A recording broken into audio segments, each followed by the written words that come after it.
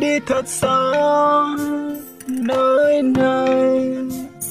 thôi chẳng còn điều chi ở đây. Suốt hết đi ngừng hai mong chờ,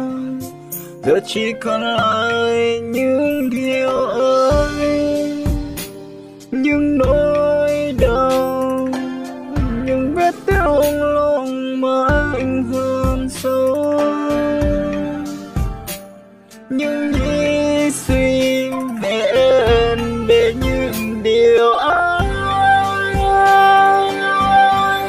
Anh không thể nào lòng tin vào như không tha, anh không thể nào dừng lại những nỗi đau này, sẽ xóa đi hết những nghi ngờ hai anh sẽ quên em và hãy xem em như chưa từng đến. Yêu thương chẳng bao giờ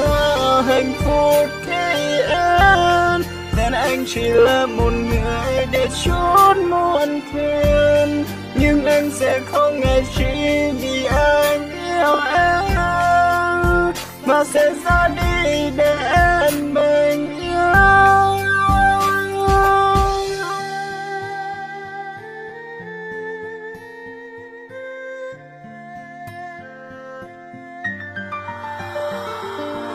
Em đã đi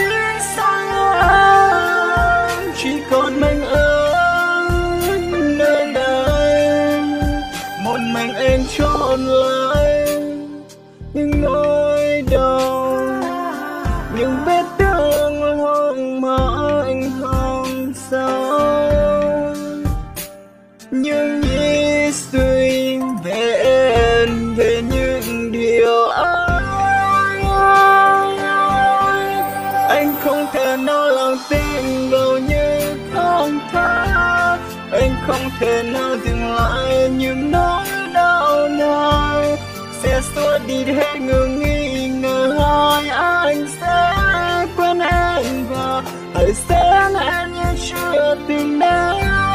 Yêu thương chẳng bao giờ là hạnh phúc khi em nên anh chỉ là một người để chốt muôn phiền, nhưng anh sẽ không ngại chỉ vì anh yêu em và sẽ ra đi để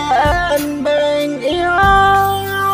Anh không thể nào lặng tin vào như không tha, anh không thể nào dừng lại những nỗi đau này, sẽ xóa đi hết những nghi ngờ hai anh sẽ quên em và hãy xem anh như chưa từng đến. Yêu thương chẳng bao giờ là hạnh phúc khi em nên anh chỉ là một người để chút muộn phiền, nhưng anh sẽ không ngại chỉ vì anh yêu em và sẽ ra đi để